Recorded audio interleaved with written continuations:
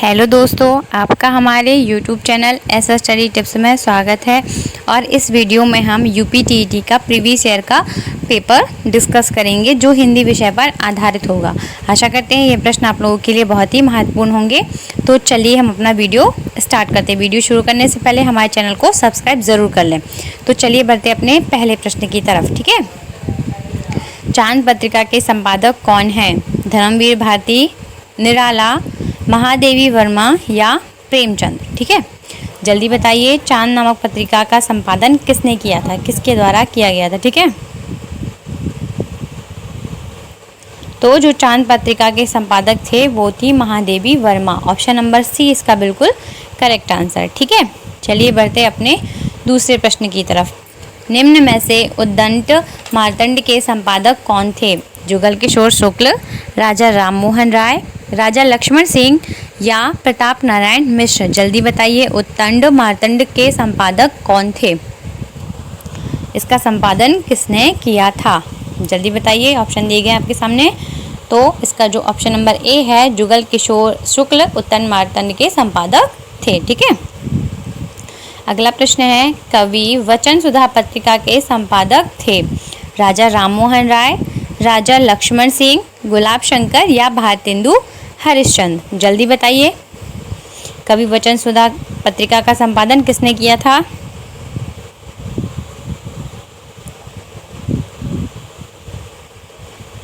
Option number D, Bharatendu Harishchandra. इनकी अन्य दो पत्रिकाएं हैं, हरिश्चंद्र मैगनीज और बालाबोधनी, जो कि बालाबोधनी महिलाओं पर आधारित है। ठीक है, अगला प्रश्न है, निम्न में से हंस पत्रिका के संपादक कौन थे? राकेश यादव, राजेंद्र यादव, प्रेमचंद्र, ए और सी दोनों या बी और सी दोनों? जल्दी बताइए, हंस पत्रिका के संपादक कौन थे?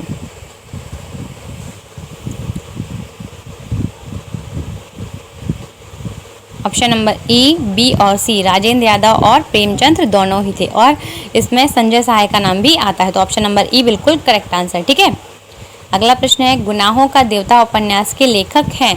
मैथिली शरण गुप्त, अज्ञेय, दिनकर या धर्मवीर भारती? जल्दी बताइए, गुनाहों के देवता नामक उपन्यास किस लेखक के द्वारा लिखा गया था? जल्दी बताइए, I am waiting for you answer. तो इसका जो करेक्ट आंसर है, धर्मवीर भारती ने गुनाहों के देवता नामक उपन्यास का लेखन कार्य किया था। ठीक है, अगला प्रश्न है, कर्मभूमि उपन्यास किसकी रचना है? रामधारी सिंह दिनकर, मुंशी सदा सुखलाल, मुंशी प्रेमचंद या जयशंकर प्रसाद? कर्मभूमि उपन्यास किसके द्वारा रचित है? बहुत ही चर्चित उपन्यास है, सभी जानते होंगे इसका क्या आंसर है, मुंशी प्रेमचंद। उनके अन्य उपन्यास है गबन गोदान आदि महान उपन्यास उन्होंने लिखे हैं। ठीक है, अगला प्रश्न है, हिंदी की प्रसिद्ध कहानी परिंदे के लेखक कौन हैं? महादेवी वर्मा, प्रेमचंद्र, श्रीलाल शुक्ल या निर्मल वर्मा? जल्दी बताइए, हिंदी की प्रसिद्ध कहानी परिंदे के लेखक कौन हैं?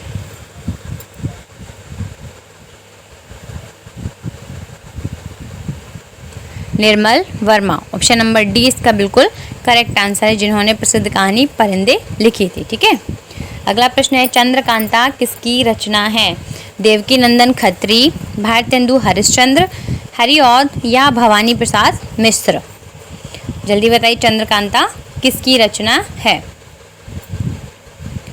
जल्दी जल्दी कमेंट कीजिए, कौन सा आंसर करेक्ट होना चाहिए? चार ऑप्शन में से कौन सा ऑप्शन करेक्ट होना चाहिए? देवकी नंदन खत्री, जिनकी रचना है चंद्रकांता, ऑप्शन नंबर ए बिल्कुल करेक्ट है। ठीक है, अगला प्रश्न है, साकेत किसकी रचना है? महावीर प्रसाद द्विवेदी, अयोध्या सिंह उपाध्याय हरिऔध, मैथिली शरण गुप्त या सूर्यकांत त्रिपाठी निराला? बहुत ही प्रसिद्ध ग्रंथ है, सभी को पता होना चाहिए साकेत किसकी रचना है। ठीक है, साकेत को एक अन्य नाम अयोध्या के नाम से भी जाना जाता है, तो इसके जो रचनाकार है मैथिली शरण गुप्त। साकेत को अन्य और किस नाम से जाना जाता है? अयोध्या, याद रखिएगा। अगला प्रश्न है, अंधा युग निम्न में से किस कवि की रचना है? भारतेंदु हरिश्चंद्र, जयशंकर प्रसाद, निर्मला वर्मा या धर्मवीर भारती? जल्दी बताइए, अंधा युग किस कवि की रचना है? सभी जानते होंगे, बहुत ही प्रसिद्ध लेखक की रचना है, प्रसिद्ध कवि की। तो धर्मवीर भारती के द्वारा अंधा युग को लिखा गया था, रचा गया था। ठीक है, ऑप्शन नंबर डी इसका बिल्कुल करेक्ट आंसर है। बढ़ते हैं अपने अगले प्रश्न की तरफ। कृष्ण गीतावली किस कवि की रचना है? तुलसीदास, रसखान, सूरदास या केशवदास? बिल्कुल कंफ्यूज मत होइएगा, कृष्ण गीतावली पूछा गया है तो सभी लोग कंफ्यूज तो ज़रूर होंगे, लेकिन जल्दी बताइए कृष्ण गीतावली किस कवि के द्वारा लिखी गई है? ठीक है, तुलसीदास। कृष्ण गीतावली तुलसीदास के द्वारा रची गई है, ऑप्शन नंबर ए। अगला प्रश्न है, रामचंद्रिका किस कवि की रचना है? ये भी बहुत कंफ्यूजिंग क्वेश्चन है, तो कंफ्यूज बिल्कुल मत होइए। ऑप्शन ऐसे हैं कि आपको कंफ्यूज कर सकते हैं। ठीक है, तुलसीदास, सूरदास, धर्मदास या केशवदास? रामचंद्रिका किस कवि के द्वारा रचित रचना है? जल्दी बताइए। रामचंद्रिका के रचयिता हैं केशवदास, जिन्हें कठिन काव्य का प्रेत कहा जाता है, और रामचंद्रिका को छंदों का अजायब घर कहते हैं। ठीक है, क्योंकि इसमें छंदों की बहुत अधिक संख्या है। ठीक है, अगला प्रश्न है हमारा, कवि और उनकी रचना का कौन सा जोड़ा सही नहीं है? मधुशाला हरिवंश राय बच्चन, कुरुक्षेत्र रामधारी सिंह दिनकर, लोकायतन सुमित्रानंद पंत, अंधा युग नरेश मेहता? तो सभी जानते हैं इनमें से कौन सा जोड़ा मतलब इसका उपयुक्त आंसर होना चाहिए। तो जो इसका ऑप्शन नंबर डी है, अंधा युग नरेश मेहता की रचना नहीं है। अंधा युग को रामधारी सिंह जी ने धर्मवीर भारती जी ने लिखा है। ठीक है, अगला प्रश्न है, सांध्य गीत किसकी रचना है? सुमित्रानंदन पंत, महादेवी वर्मा, सूर्यकांत त्रिपाठी निराला या सुभद्रा कुमारी चौहान? ठीक है, जल्दी बताइए, सांध्य गीत किसके द्वारा लिखित रचना है?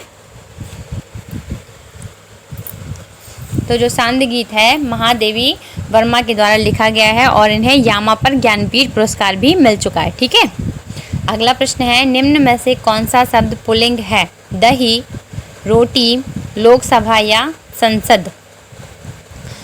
दिए गए ऑप्शन है, संसद होती है, लोकसभा बुलाई जाती है, रोटी खाई जाती है, लेकिन जो दही है, दही क्या किया जाता है? जमाया जाता है, दही खट्टा होता है। तो इसमें से जो पुल्लिंग शब्द है वो कौन सा है? दही। ऑप्शन नंबर ए बिल्कुल करेक्ट आंसर है, पुल्लिंग शब्द है दही। अगले प्रश्न की तरफ बढ़ते हैं हम। हमारा अगला प्रश्न है, वा का उच्चारण स्थान होता है? ऑप्शन दिए गए हैं, नासिक्य, दंतोष्ठ, मूर्धन्य या कंठ तालव्य? ठीक है, वा का उच्चारण स्थान क्या होता है? जल्दी बताइए, बहुत ही सिंपल क्वेश्चन है और इम्पॉर्टेंट भी है। तो वा का जो उच्चारण स्थान होता है वह होता है दंतोष्ठ। ऑप्शन नंबर बी इसका बिल्कुल करेक्ट आंसर है। ठीक है, चलिए बढ़ते हैं अपने अगले प्रश्न की तरफ। बहुत ही इम्पॉर्टेंट प्रश्न आ रहा है, मृगेंद्र शब्द में समास है? जानते हैं मृगेंद्र किसे कहते हैं? शेर को। ठीक है, ऑप्शन है बहुब्रीहि समास, कर्मधारय समास, तत्पुरुष समास, गंध समास। मृग इंद्र, मृगों का इंद्र। ठीक है, तो शेर किसी तीसरे शब्द को इंगित कर रहा है, तो इसका जो ऑप्शन है, ऑप्शन नंबर ए बहुब्रीहि समास बिल्कुल करेक्ट आंसर है। मृगेंद्र में बहुब्रीहि समास है। ठीक है, अगला प्रश्न है, मैं निम्न में से किस प्रकार का सर्वनाम है? उत्तम पुरुष सर्वनाम, मध्यम पुरुष सर्वनाम, अन्य पुरुष सर्वनाम या इनमें से कोई नहीं? जल्दी बताइए, मैं किस प्रकार का सर्वनाम है?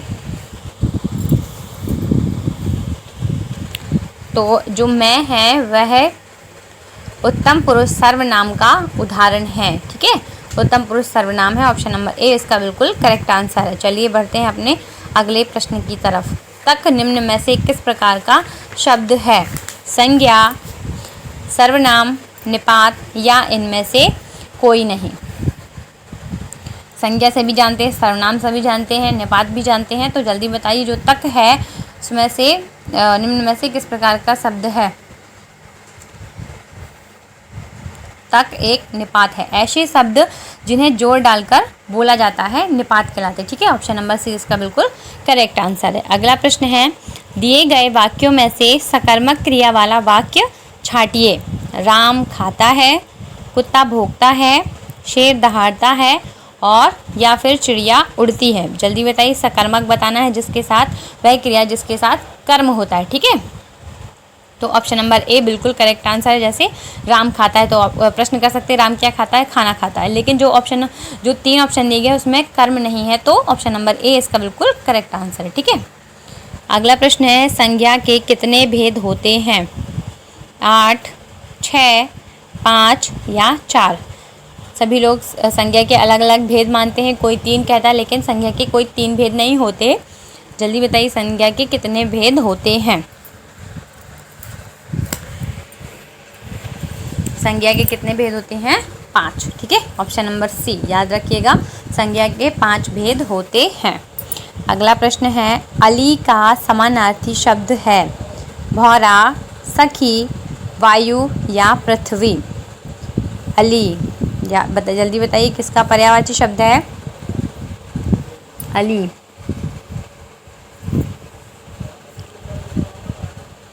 तो जो अली है वह सखी का समानार्थी शब्द होता है। ठीक है, भौरा का भी अली होता है, लेकिन उसमें अली छोटी ली होती है। ठीक है, अगला प्रश्न है कसौटी पर कसना का अर्थ है अनुभव करना, परीक्षण करना, मेहनत करना या अनुमान लगाना? जल्दी बताइए कसौटी पर कसना क्या होना चाहिए? इसका आंसर क्या होना चाहिए? इसका अर्थ जब हम किसी व्यक्ति का परीक्षण करते हैं तो उसको हम कहते हैं कसौटी पर कसना। ऑप्शन नंबर बी इसका बिल्कुल करेक्ट आंसर है। कसौटी पर कसना का अर्थ है परीक्षण करना। ठीक है, अगला प्रश्न है हंस पद किस विराम का नया नाम है? त्रुटि विराम, विवरण विराम, पूर्ण विराम या लोप विराम? हंस पद किस विराम का नया नाम है? ठीक है, इसका न्यू वर्जन मान सकते हैं या नया नाम बताइए क्या है? हंस पद त्रुटि विराम का नया नाम है। याद रखिएगा, बहुत ही इंपॉर्टेंट है। त्रुटि विराम का नया नाम क्या है? हंस पद त्रुटि विराम का नया नाम। ठीक है, अगला प्रश्न है नीलकंठ में समास है बहुब्रीहि समास, द्वंद्व समास, अव्ययीभाव समास या तत्पुरुष समास? नीलकंठ, नीला है कंठ जिसका, अर्थात शंकर जी किसी तीसरे की ओर इंगित करता है, तो इसका जो करेक्ट आंसर होना चाहिए नीलकंठ में बहुब्रीहि समास है। ऑप्शन नंबर ए इसका बिल्कुल करेक्ट आंसर है। ठीक है, अगले प्रश्न की तरफ बढ़ते हैं। महाकवि कालिदास की रचनाएं हैं 6, 5, 7 या 3? महाकवि कालिदास को सब कोई जानता है। जल्दी बताइए महाकवि कालिदास की कितनी रचनाएं हैं? 6, 5, 7 या 3?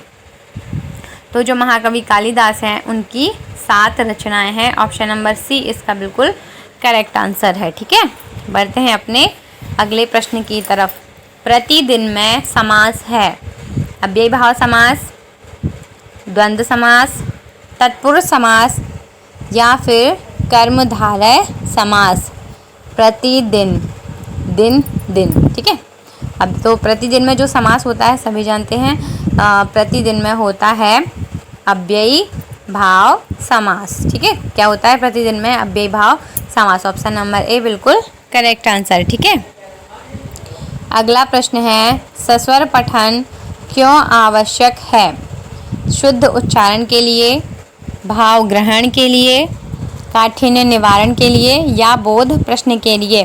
तो सस्वर वाचन जो आवश्यक होता है बोध प्रश्न के लिए नहीं होता, ना ही काठिन्य निवारण के लिए, वह होता है शुद्ध उच्चारण के लिए। ठीक है, जब हम बच्चों से सस्वर पठन करवाते हैं तो वह उसका जो उद्देश्य होता है शुद्ध उच्चारण। ठीक है, अगला प्रश्न है कक्षा में शिक्षण सामग्री के अंतर्गत नहीं गिना जाता है श्यामपट्ट, चाक, दंड या चार्ट? ठीक है, जो श्यामपट्ट होता है वह भी शिक्षण सामग्री के अंतर्गत आता है, चौक भी होती है, चार्ट को भी हम शिक्षण सामग्री के अंतर्गत ले सकते हैं, लेकिन जो दंड है ऑप्शन नंबर सी दंड शिक्षण सामग्री के अंतर्गत नहीं आता। ठीक है, क्योंकि एनसीएफ 2005 में बच्चों को दंड देना बिल्कुल निषेध माना गया। ठीक है, अगला और आखिरी प्रश्न शिक्षण में सहायक दृश्य सामग्री के अंतर्गत नहीं आता है श्यामपट्ट या बोर्ड, चित्र, चार्ट या रेडियो? दृश्य सामग्री के अंतर्गत नहीं आता है, ठीक है। जो श्याम पट्ट है उसे हम देख सकते हैं, मतलब दृश्य सामग्री है, चित्र भी दृश्य और चार्ट भी दृश्य सामग्री है, लेकिन जो रेडियो है वह एक श्रव्य सामग्री है। तो इसका ऑप्शन नंबर डी बिल्कुल करेक्ट आंसर होगा। यह दृश्य सामग्री नहीं है बल्कि श्रव्य सामग्री है, ठीक है। तो चलिए इसी के साथ हम अपना वीडियो क्लोज करते हैं।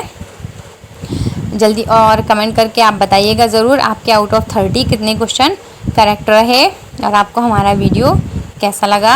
यदि आप लोगों को हमारा वीडियो पसंद आया हो तो हमारे चैनल को लाइक शेयर और सब्सक्राइब करना ना भूलें। और आप सभी लोगों का हमारा वीडियो देखने के लिए बहुत बहुत धन्यवाद। Thanks guys, thanks for watching this video. Comment करके अपना स्कोर ज़रूर बताइएगा, ठीक है। Thank you friends.